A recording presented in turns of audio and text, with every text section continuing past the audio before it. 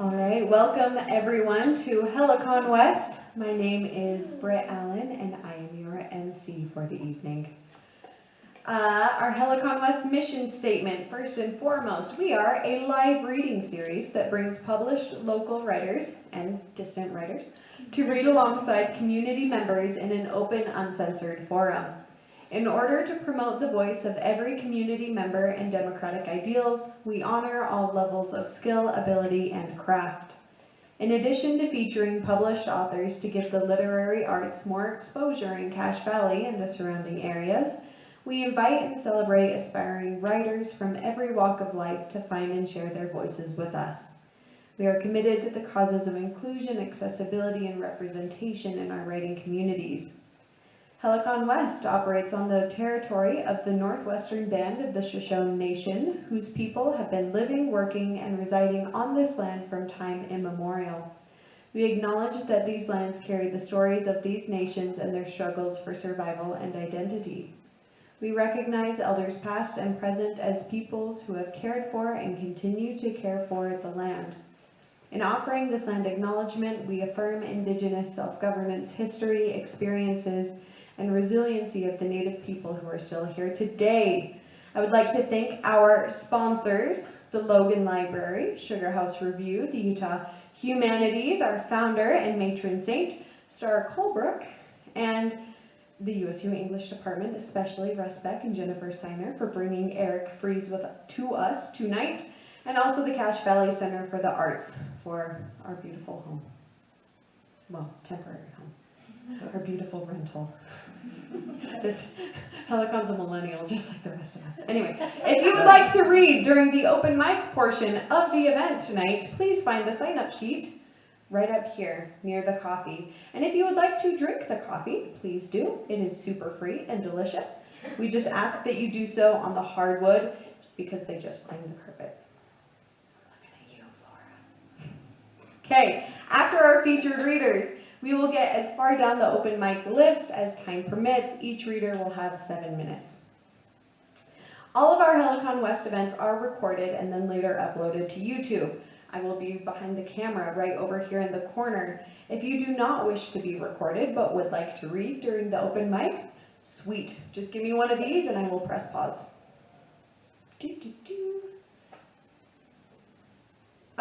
Announcements. Helicon West is made possible by our generous sponsors and the community to help us stay in person until the new Logan Library is built. There are a couple ways to donate. We've got a fancy QR code on our bookmarks up here. We've got an old school tip jar. High fives are also accepted. If you can also support our featured reader tonight, as he has brought books to sell. So if you like what you hear, support. Okay, our reader tonight, Eric Fries, grew up in southern Alberta, Canada, in the shadow of the Canadian Rockies.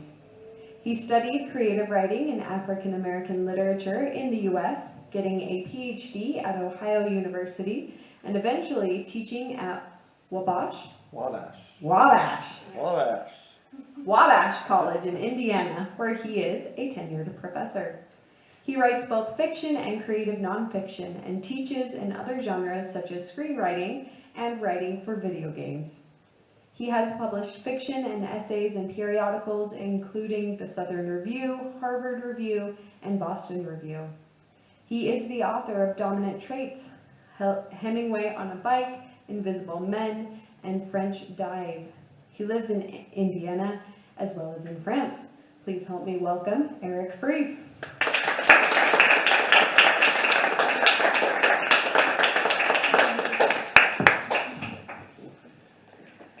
Thanks, Britt. Thanks. Wonderful. All right.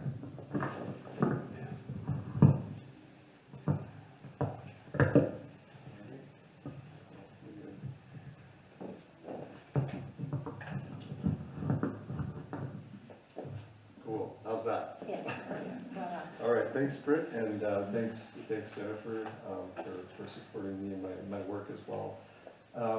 I'm going to read a chapter from my memoir this evening. This was probably the first thing I actually wrote in this memoir. I was talking earlier with Jennifer about how I have difficulty writing long things. And, originally I approached this memoir the way I've approached my other books, which is in little pieces. So I started out with a couple essays and then realized that it needed a much larger frame to tell the story that I wanted to tell. So this book is about my family's, adventure, trying to live in the world in a different way. I have 4 children, and when we live in France, in Nice, we live in a small 700 square foot apartment that is in a very busy residential area on a pedestrian street about a couple blocks from the Mediterranean. And it sounds idyllic, but it's really a difficult place to live for a family. It's the kind of place that a lot of people say that a family shouldn't live. But we actually really enjoy living in this kind of space. Jim Gaffigan had a book a few years ago called Dad is Fat that writes about his experience living in New York with 4 children in a small, tiny apartment. And that's very similar to our experience. We renovated an apartment with our 4 young kids while we were there. And, it had a lot of challenges, but also a lot of rewards. It's a very diverse community, and also a community that's more in line with a lot of our core values. And anyway, so this is kind of about our attempt to do that on a shoestring budget, not having a lot of money, and also having sort of lied to the French government about how much money I was making that year, since I was on half salary and not the full salary that I put on our mortgage application. So, so I was doing all sorts of things to try and make ends meet, and one of them, was learning to spearfish. Spearfishing is something that's free to do. You don't need a license to do it. You just need to learn how to hold your breath and catch them with a spear gun. And so I got into free diving, where I was diving down at the bottom of the sea and waiting for these fish. And this led me into some really interesting experiences that I write about in this book. And this is one of those experiences. This is called Mystery Girl. In the spring, many Mediterranean fish species spawn, creating long strings of eggs that fill the Baie des Anges. Every time I fished, I navigated through these giant translucent tentacles. If I looked closely, I could sometimes see the fledgling fish starting to develop in their own tiny membrane casing. The water was warming up. After school now, we resumed our habit of changing and going to the beach. I was spending so much time in the water, I felt like I was growing gills. Every day that the temperatures were high enough and the sun was out, her family trekked with bags of arm floaties and snorkeling equipment and snacks through the sunbathers past the private beach till we found a spot on the easternmost corner of Castel Beach. We repeated the activity so many times that each child had developed her own routine. Zari liked to jump off the rocks, counting with her fingers 1, 2, 3, before hopping into the chilly water with one hand plugging her nose. Dio walked among the plastic debris that had washed up, looking for busted fishing lures, decapitated dolls, or bottle caps. Inga decided to follow her father and don a mask and snorkel, and Zari's fins. The fins were laughably oversized, but we cinched them up so they only occasionally fell off. Every time she saw a fish, she talked through her snorkel, a high, hollow sound like the underwater communications of a whale. Our youngest, Ivy, bobbed in the water with her orange floaties and shorty wetsuit like a multicolored cork. Often I would join my children and then head out with my wetsuit on little solo dives to practice holding my breath. The area was rich in marine life as well as junk from human activity. I could spend more than 3 minutes under the water now, plenty of time to assess pollution on the seafloor or chase schools of soap. Sometimes I would pick out plastic bottles or submerged shoes and bring them topside to throw them away, my own undersea Boy Scout cleanup. And sometimes I found treasures of my own. The first time I found anything worth keeping was while I was spearfishing on the other side of the rocks, underneath the imposing Monument aux Morts. Something white flowed with the current like an unfurled flag. I picked it up and brought it to the surface.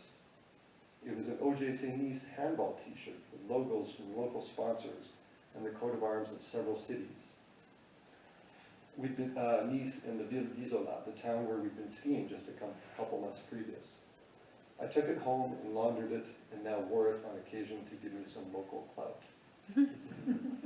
I found other clothes on the sea that always miraculously fit. A pair of Levi's 501s, which I was going to wear tonight, but they're kind of worn out now. Multicolored board shorts, a cable knit wool sweater. Once I bumped into a friend of mine on the way to the beach and I said, "Everything I'm wearing right now I found on the bottom of the sea." He said, "You're really into this, aren't you?" I found goggles, snorkel masks, a watch, several wallets, a pair of Ray-Bans, and enough fishing lures to fill a tackle box. On a normal after-school afternoon, my kids splashed in the shallows while I took a brisk swim out to the edge of the rocks. A few days earlier, I had seen a magnificent meru, proof that France's anti-fishing laws were working. It was guarding the passage between the rocks and the open sea about 60 feet deep. I purged my lungs and gulped some extra oxygen before diving down. It was there again, its russet body peppered with white and yellow, its fins ringed with light blue. It fled into a hole and I skirted the rocks. Striped star fled before my bright body. Whiskered rouget fanned out on the seafloor, darting away and then coming to rest again. I skimmed the sand till it gave way to pebbles, then rocks, all the contours modeled and natural. Now a black line bisected the coral-encrusted rocks. A baton, like a billy club, attached to a square silver casing. I grasped the foam handle and ascended to the surface. It was a GoPro camera. I had seen various videos online from GoPros before, but besides my short stint filming with house hunters, which is something that happens earlier in the memoir, I had limited personal experience with one. What most impressed me about the device was its compactness. It was about the size of a box of matches with 2 buttons and a square protuberance for the lens. The plastic housing kept the camera sealed and protected from the pressure of being under 50 feet of water. It looked small and solid, an electronic marvel like a tiny brick. I beached myself and pushed myself backwards up the rocks by my fins. "Look what I found," I said. My children and Rixa crowded around. "Do you think it still works?" I pressed the front button and a slit of red light began flashing. Almost out of batteries. It recorded a couple seconds, then automatically shut off. We'll have to recharge it. I kept thinking that someone around us would see me waving the camera on the selfie stick and approach me relieved. "You found it. I thought we'd never get it back." But nobody came. I packed the camera home and read up online how to charge it. A standard USB charger, same size as the Nikon DSLR. Done. In a few minutes, I had enough battery power to get the thing operational. It was a GoPro Hero 4, top of the line. With the selfie stick and the waterproof housing, it would cost around $600. It was the kind of expensive toy that I would never buy for myself, but that I could find plenty of use for. We could film our children learning to swim or document some of my deeper dives. But then I felt the sting of guilt. This expensive toy belonged to somebody else, not me. As I pressed the buttons on the camera and watched the tiny icons flash to life, I started on the path to finding the rightful owner. I opened the oldest video first. An Asian woman in her 20s, the GoPro's wide-angle lens keeping her oval face and the eaves of her tiny apartment in focus. She was on the top floor. Only the middle meter or so of the apartment was tall enough to stand up in. The rest of it swooped to the side with a bed tucked under the corner and a kitchenette wedged next to a dormer window. The camera swung around. The woman wore earbuds, and while she swiped at her smartphone with her free hand, she panned past a low square table to a flat-screen TV and a window looking out into the dark. The next video caught the mystery woman from the side. In profile, she was maybe older than I originally thought. Her hair was the color of straw on top with a darker layer underneath. Impossibly large white-framed sunglasses perched on her head. The image shifted to terracotta hexagonal tiles setting into the descending stairs. She took a tentative step, and another. The image panned back to her profile, her face never shifting from the rectangular smartphone gripped in her other hand. She pursed her lips for a kiss. Now we were at the front door, opening to full Mediterranean sun. The video properties were time-stamped at Tuesday afternoon, 1:30 p.m., just 2 days before I found the GoPro at the bottom of the sea. She was in the port neighborhood, on the other side of the chateau. She walked alongside the port, past the multi-million-dollar yachts, and the dock for the Corsica ferry. She passed the jetty of concrete blocks leading out to the lighthouse. Now she rounded the cornice. She turned the camera to look down at the rocks. They were the same rocks where I went spearfishing that day, at that very time, down to the minute. I recognized the two guys sitting on a flat rock beside where I glided into the water. One was bald and wrinkled like the head of a turtle. White sunblock lined his nose. The other guy was hairy with a beard, burned dark bronze at first, despite the hair. I looked for evidence of my spearfishing, but from the angle, rocks blocked the view. No snorkel or disturbance revealed my presence. Maybe I was further out, beyond the frame, holding my breath and waiting for a hapless Varad. The next 3 videos chronicled her walk to the beach, the descent down the stairs, lying out on her beach towel, listening to music. Almost every shot was of herself, watching a projection onto her smartphone. She had used the GoPro merely to document her quotidian activities. This is me getting up. This is me leaving my apartment. This is me walking to the beach. She chronicled her life like the Lumiere brothers, who thought that moving pictures would be a passing fad as people ran out of subjects to record. The next few videos were more interesting for how they began to construct the narrative behind how the GoPro ended up on the bottom of the sea. It was Tuesday evening now, back at the apartment. Mystery Girl decided she wanted a better view. First, a shot of her face. Then the camera panned to an open window that grew until it filled the frame. The frame shook and tilted to show sloping orange roof tiles. Her feet clacked as she stepped out. One hand balanced on the spine of the roof, and the other one kept the GoPro aloft to show her descent. Soon we were at the final dormer before the roof dropped over 100 feet to the street. The port was lit up, the white yachts bathed in light from the street lamps. One false step could send her flying off the roof and down to the street below. So Mystery Girl didn't value her personal safety. It was a GoPro after all, a device designed for thrill seekers. The next videos were at Castell Beach again, this time at her favorite spot, the easternmost section near the rocks. She waded in and plopped the GoPro underwater. When it surfaced, it tilted up to the old terrace where 2 Frenchmen sat in cheap collapsible chairs. Then one of them waved. Finally, our first dialogue. Mystery Girl flirted with the 2 men on the terrace. They looked about her age, early to mid-20s, bronze from many afternoons like this one, sitting shirtless in sunglasses, fleecing local tourists. One had a shaved head and a short goatee. The other was wiry, with a flat-billed bull's cap turned backwards. They mumbled in French to each other. "What's he saying?" Mystery Girl asked.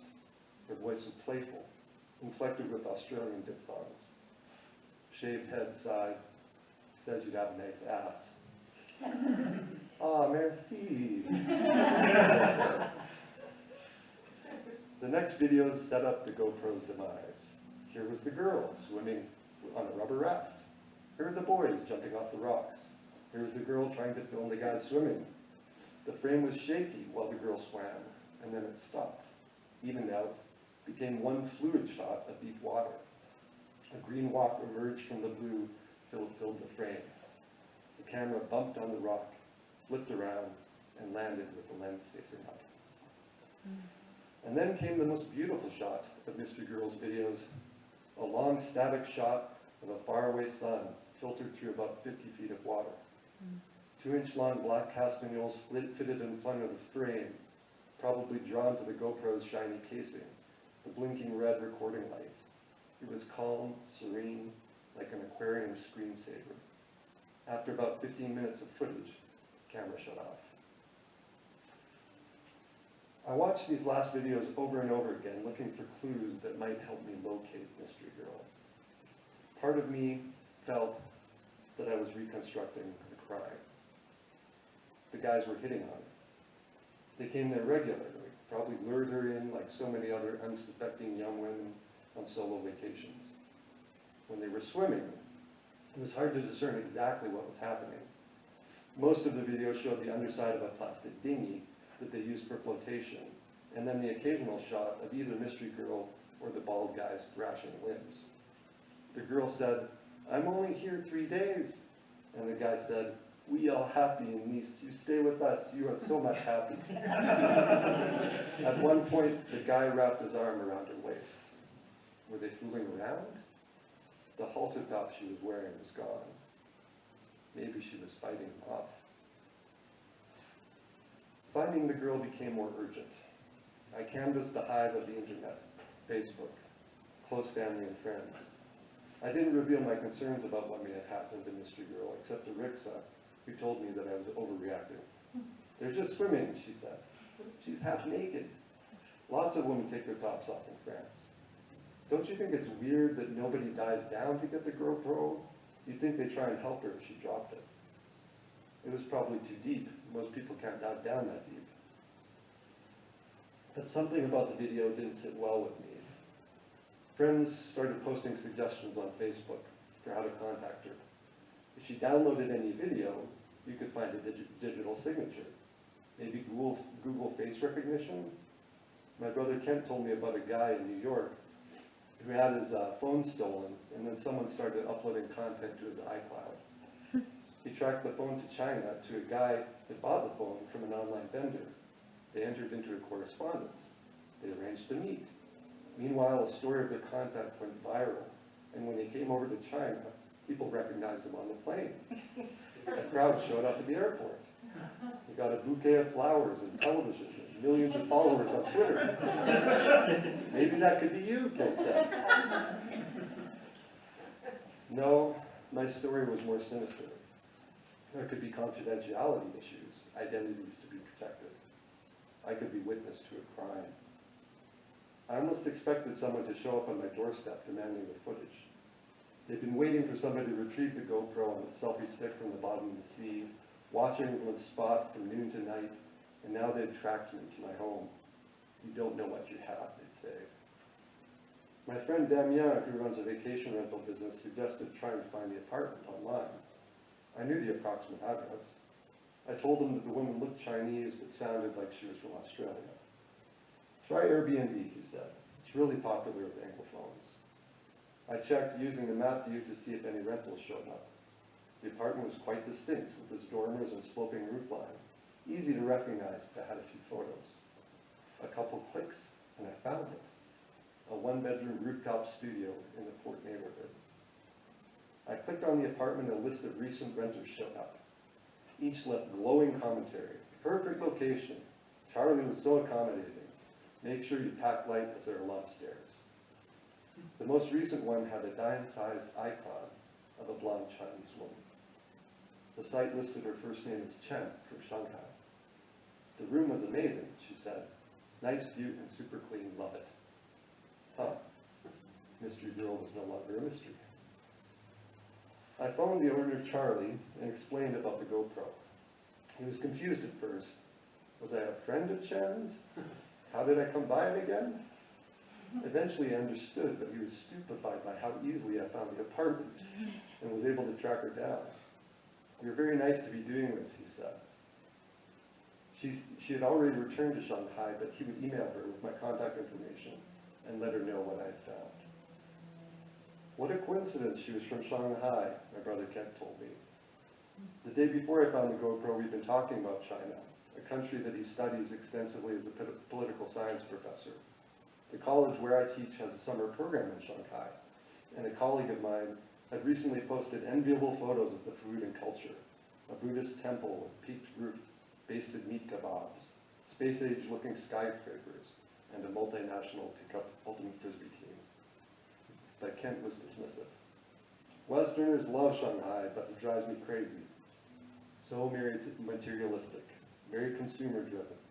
a feeling of superiority to the rest of China. He also cited personal experiences, the teenage girls who tried to sell themselves like door-to-door salespeople, the selfish reciprocity.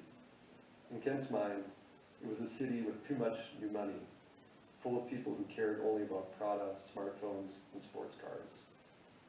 Like the Chinese version of the Côte d'Azur. She probably won't even care if she lost it, he said. I wouldn't be surprised if she hasn't bought another one by now. And yet, I was still apprehensive about Mystery Girl, wondering after her well-being. The ambiguity surrounding the GoPro's loss had created a narrative that was difficult to dismiss. Mystery Girl was in trouble. Sure, she seemed a little daft and materialistic, but I wasn't willing to condemn her for her choices. In my brother's mind, the GoPro merely confirmed his impression of privileged young people from Shanghai.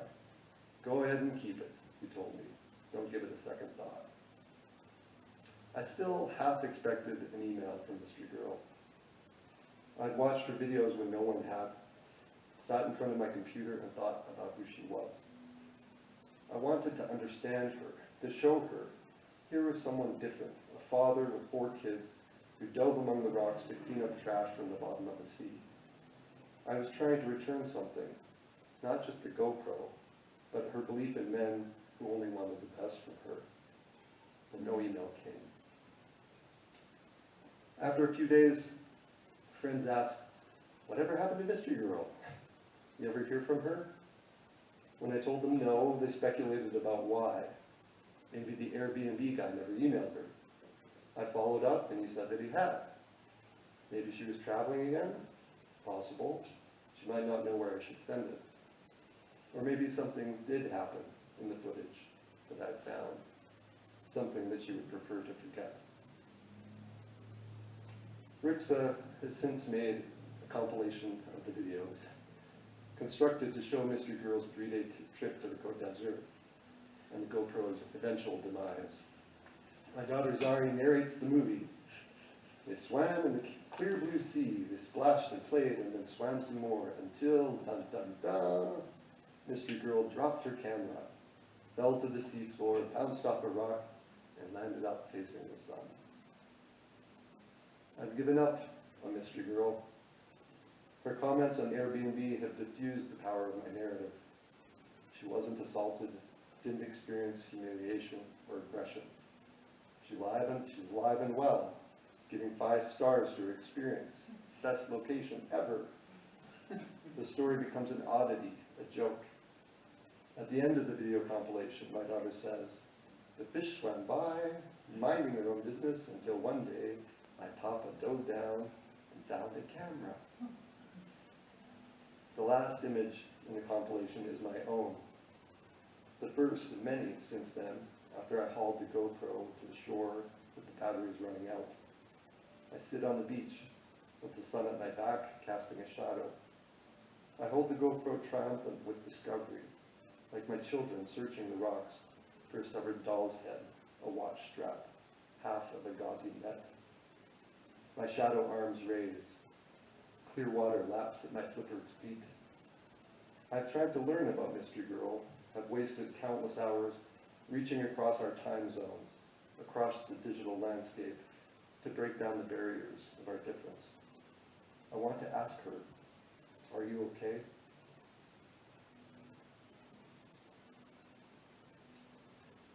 Would you like me to send you what you've lost? Please let me render you this service. But instead, I have this box with its silver buttons, a red flashing light, announcing the dime behind the camera now. Thanks.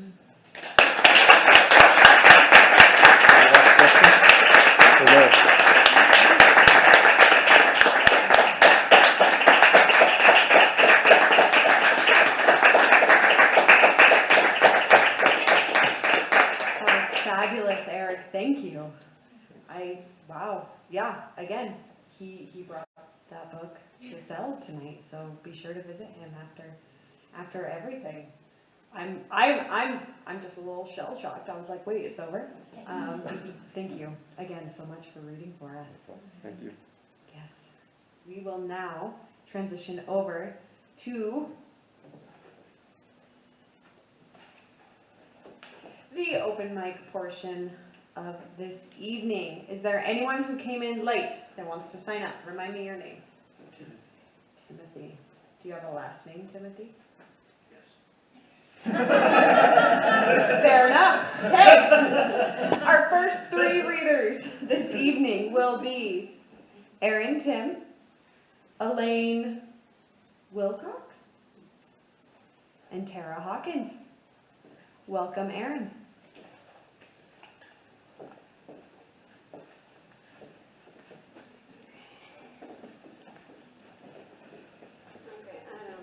Yeah, thank you, Joseph, because I was looking at that and I was like, I don't know what the hell to do with that thing.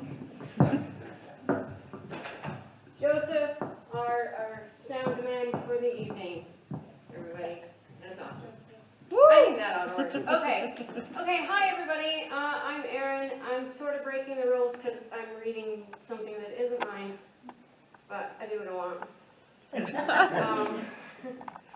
Okay, so I am reading a poem called Obligatory Rose Poem. It's by a guy named Isaac Tim. Maybe some of you know who that guy is. Maybe you don't. You should get to know him. He's a hottie and he's awesome. Okay, anyway, enough of that nonsense. Here we go. Obligatory Rose Poem. If roses have hips, then shouldn't they have feet that pound in swift needle-heeled stiletto, tempo on tile, a straightforward here she is stride that makes a man stand up and pay attention.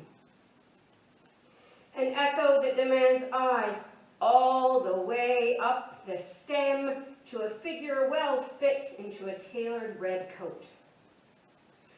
Bobbed hair, short skirt, drives a man to write a poem. Thank you.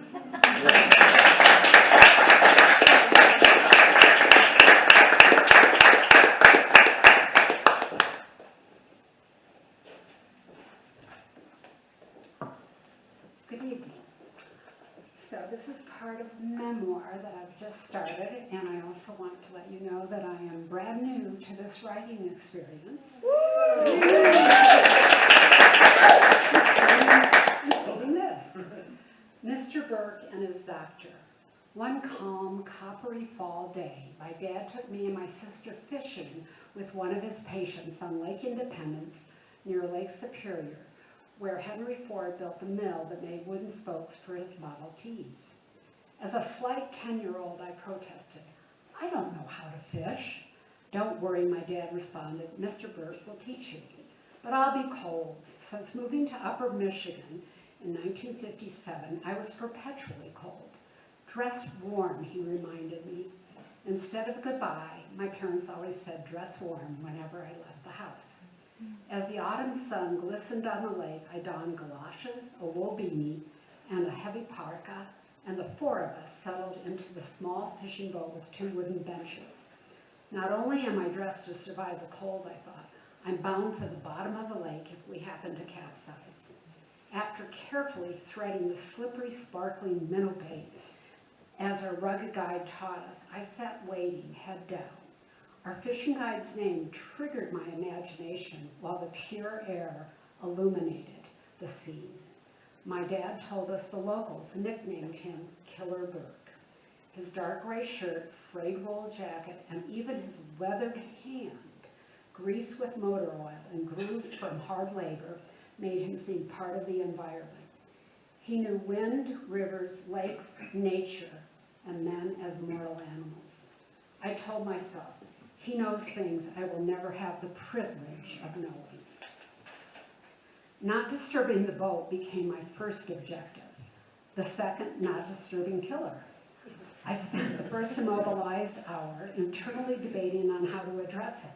My proper manners training prompted two options, Mr. Burke or Mr. Killer.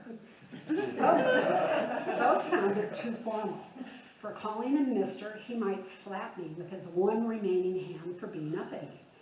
During this expedition, I recognized distinct social loopholes in my Catholic education. His name originated from the fact that a conservation officer who disappeared one winter was found dead in the spring near Killer's trap line. This information intensified my fear of rocking the boat. Killer reportedly lost his arm in a logging accident. Watching him start the boat's small motor while holding his handmade lit cigarette and work the tiller with only one hand impressed my 10-year-old self. But I reminded myself, don't stare, don't stare. If my father believed a patient like Killer Burke could not afford to pay him, he wrote no charge on their charts, even though his nurse said, you can't continue to do this. He ignored her capitalistic advice. In return for the gratis service, Killer offered to take my dad and his children fishing. My dad, without consulting us, told him, that sounds great. Other patients brought fresh lake trout, a delicious Friday gift. His older lady patients made him colorful rag rugs. Refusing their gifts would be rude, my father once explained. His unspoken agenda was teaching us survival techniques. Learning to fish was just one. When building our camp on Lake Independence, my dad deliberately omitted indoor plumbing. Even in winter with temps below zero, my dad, parking our car at the end of the unplowed quarter-mile road to our camp, announced gleefully, okay, we are snowshoeing into camp today, another survival skill. After trudging through several feet of heavy snow, he directed 2 of us to the pump house, 15 feet from our back door. We never objected to his stark instructions. You and Mary go prime the pump now. As we pumped, I recall saying, Mary, feel that pressure. Any time now we'll have wire. My sister reminded me, yeah, then we have to fill 10 buckets and bring them into the camp. Using a buck saw to cut firewood added to our survival skill list. But the premier skill deliberately installed involved a real outhouse located 30 yards behind our camp. Its existence was short-lived as her mother vehemently insisted on an indoor replacement. To this day, 65 years later, the lake remains our shower and bath. He prepared us for the Great Depression and for a UP winter storm which could not power out for days, dumping enough snow to cover our windows and create snow walls 7 feet high on each side of a road. Everyone attached broomsticks to their car's antenna as warning signs when crossing intersections. I saw our sprouted antennas as a Darwinian adaptation to the harsh environment. One dark winter evening after work, my father popped popcorn. He asked, who will fill the paper bags for me? I offered. Then he drove to the outskirts of our town, Marquette, and made house calls to the Ojibwe Native Americans. Upon returning home, he reported, their wooden shacks had dirt floors, but the kids were so happy to see me and lined up for the popcorn, which I first gave to them before seeing any patients. This became his routine on subsequent house calls. The Ojibwe were known to honor generosity. They assigned great prestige to their doctor, who never expected payment. Since my dad claimed to be agnostic and atheist, his actions became my first example of irony. His untitled, unspoken religion spoke louder than Christians who just attended church. Other than his beloved patients, few people knew of his generosity until after he died. Once he explained why he did not attend church. Many wars began because of religions and their claim to power and land. I surmise he saw American history for what it was. Taking care of the remaining local Native Americans was just something he did, like putting on his socks in the morning. My dad pointed out these industrious people, the Native Americans and Killer Burke, could teach us so much. In addition to selling bait, gas, and oil, Killer also provided fishing trips on his pontoon. He and a one-armed ski jumper, Dave Lynn, sawed wood with a buck saw.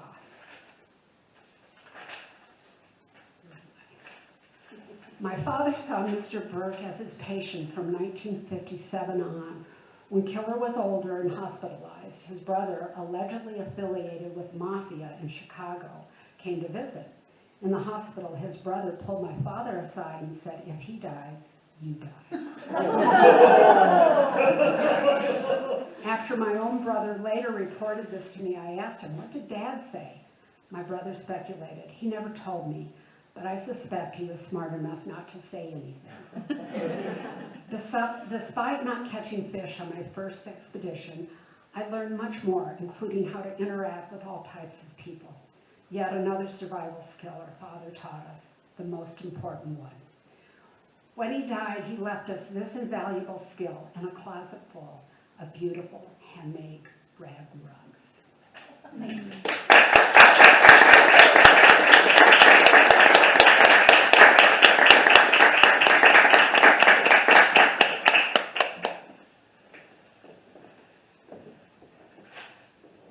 Oh, this is just a little bit nerve-wracking.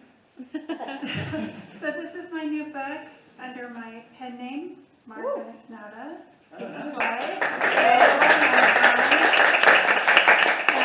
And it's a book of poetry, and I'll read a few poems for you. And, okay. Fatherly. I used to pretend to be asleep on your lap at church, just so you would draw on my back with the tips of your nails. I felt your love in that comfortable affection as you traced my spine and wings.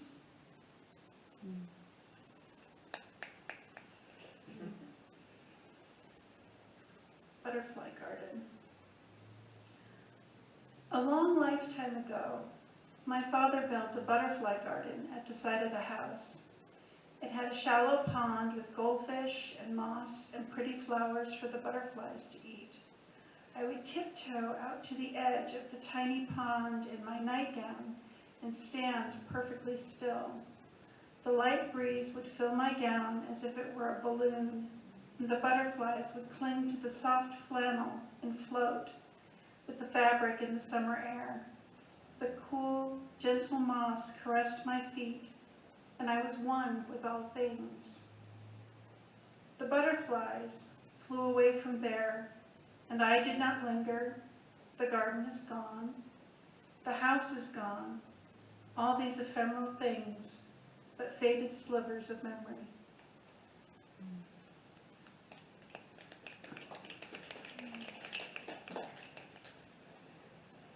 This one's called Wild Blueberries.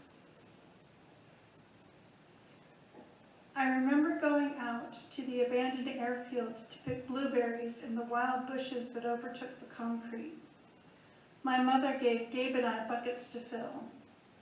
We were apart, but together, and picked the small berries no bigger than the tip of my pinky finger, as the sun shone on our heads and my skin warmed and browned. Home again, Mom sent us out to play as she worked. She froze berries so we could enjoy them as if they were fresh picked later. She boiled berries and sugar into jam, sealing the flavoring with paraffin wax. Who knew she could bottle sunshine and memories and her sweet love for us? In the chill of winter, Mom would dig out the paraffin, protecting the precious concoction, and I would fill up on her love, spoonful by spoonful.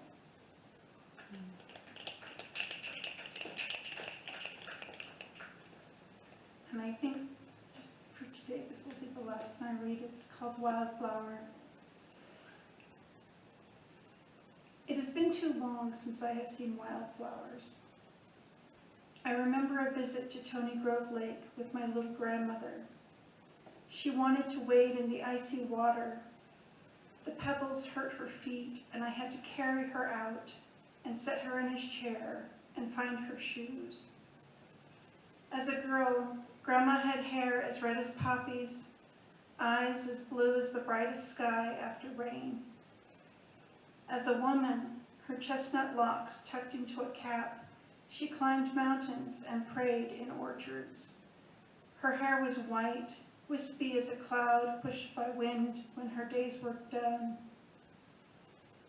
And I have not gone back to the wild spaces, and I have not gone looking for poppies, and I close my blinds to the overarching sky, and I still see her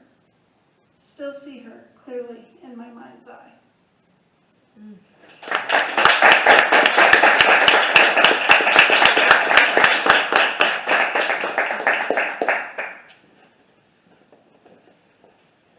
Fabulous. Sorry. Thank you, Erin, Elaine, and Tara. Okay, any other folks inspired? Yes! I'll turn the list. Perfect. What's your name? It's Izzy. Izzy. Last name is a little tricky, it's Fluer, so you can just put whatever you'd like. I'm gonna try. Okay, awesome, thank you. Before we get to Izzy with the fancy last name, our next 3 readers will include Ronald Jensen, Jay Payne, and Eliza Taylor. Sweet. Okay.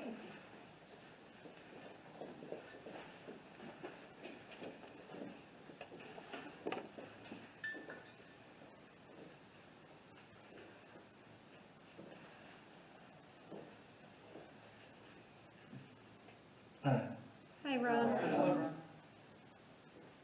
the program is called Follow the Helicon West. Follow me, more people to Helicon West, to fear the artists at their best. The sun is gone, beginning a new school year. The artists come and fall in air. So don't be afraid, say at peace. The words might cause someone to be pleased. From to my wife. It's hard to believe we're approaching anniversary number 9. It's what my parents were in October '69. It's been a great 9 years being with you. From the very start, my marriage was new. Up until our present, and we're still together. And we admire as much as ever. So to you, Kayleen, I love this end.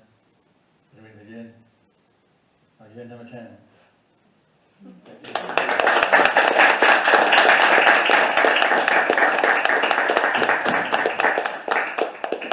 Alright, I'll pass on the camera for this one, Britt.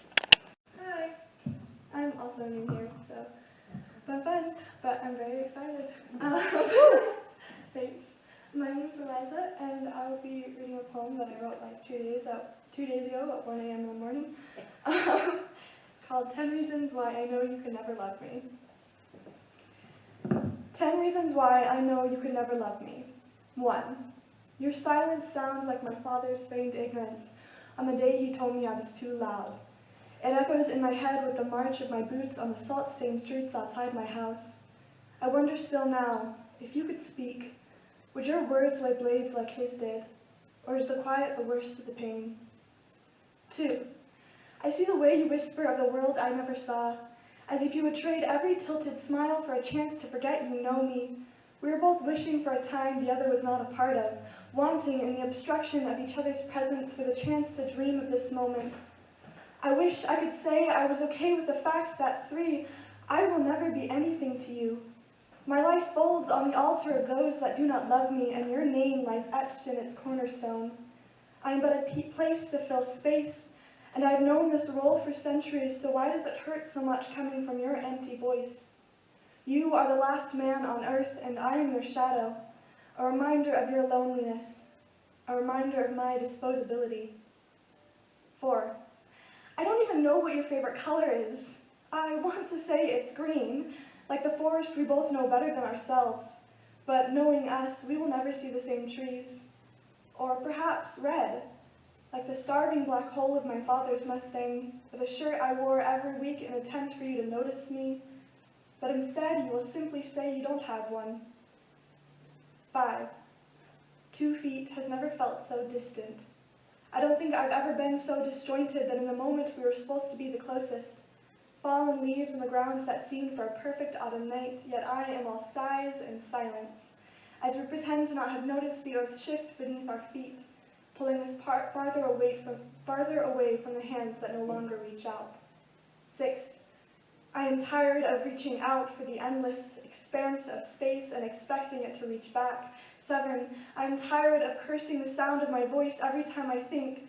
8. I am tired of loving you, of wishing that I were someone you might have dreamt of, ashamed that I have dreamt of you holding my hand, never quite sure if that face was yours, never quite sure if I'll ever see a face. 9. My headphones spill with the lyrics of songs I will never be cruel enough to share with you. Their beat sounds like my heart, slow and malleable. lost in a river of sound until it finishes and I am left staring into space because that's all I can do anymore. I am not one to listen to sad songs. I usually relish in the pounding of drums and hissing words too fast and too loud to understand, but you have made me love the impossible, and now I can't stand anything that is louder than your voice. Yet your antithesis stands hushed in every stanza I hold to my heart. 10. These are all lies, or at least they sound like ones. You light the lamps of my mind with the gas you don't know I'm drowning in, and I will never be strong enough to punch through the walls of this house that we built together, brick in hand, mortar sealed with each other's pride, a birdcage built for a blue jay and his pet constrictor. This fire of ours is endlessly embers. I wish I could snuff it out. Yet your slow breath is wind enough to keep it alive. And despite the reasons you will never love me, there are 1,000 for why I stay.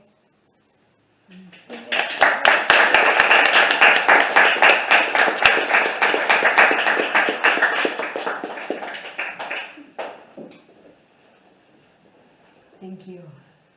Next, we will hear from Timothy and Izzy.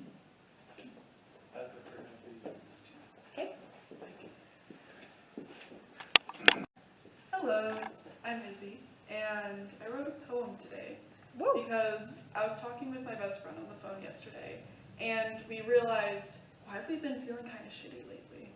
And, as you do.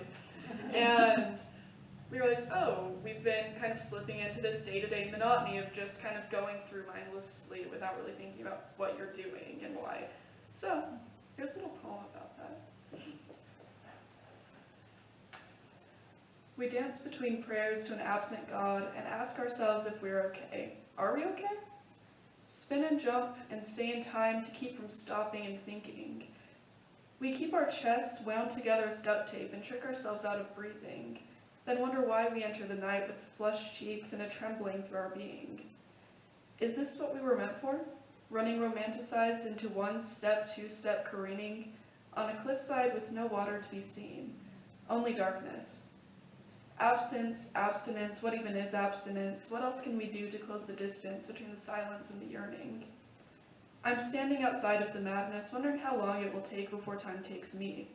Eyes wandering, searching, tapping shoulders, saying, someone tell me you're thinking what I'm thinking. Glass half full, got a hole and is draining, but all is not lost. All is not lost, we sway. For as water drips, we hold out our hands from prayer to active receiving. Unbound and unbudging, a door opens. The music will not take me. Thank you.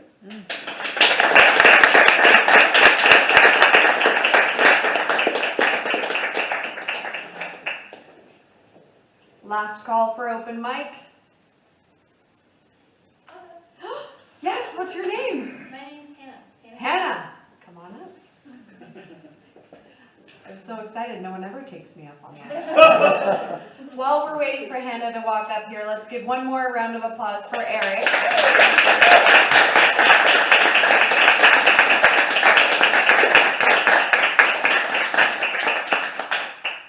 And one more for all of our open micers so far.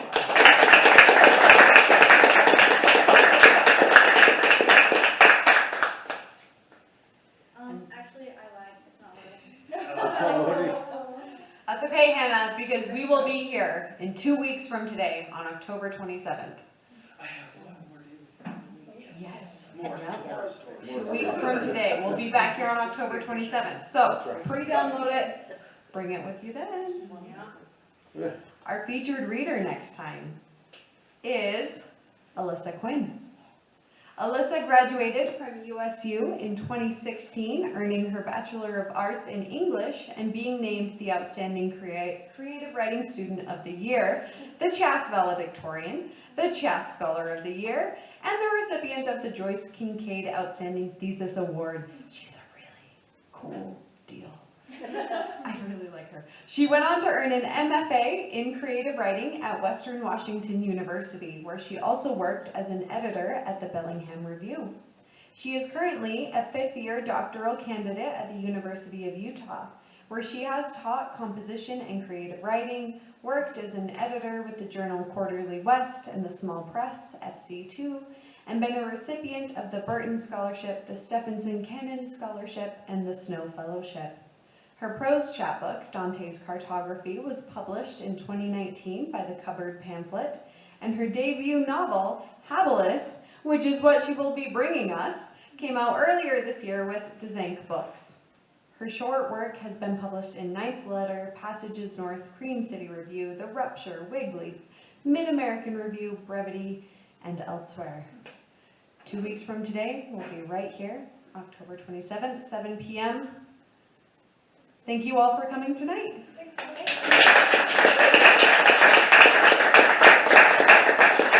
And be sure to buy books on your way.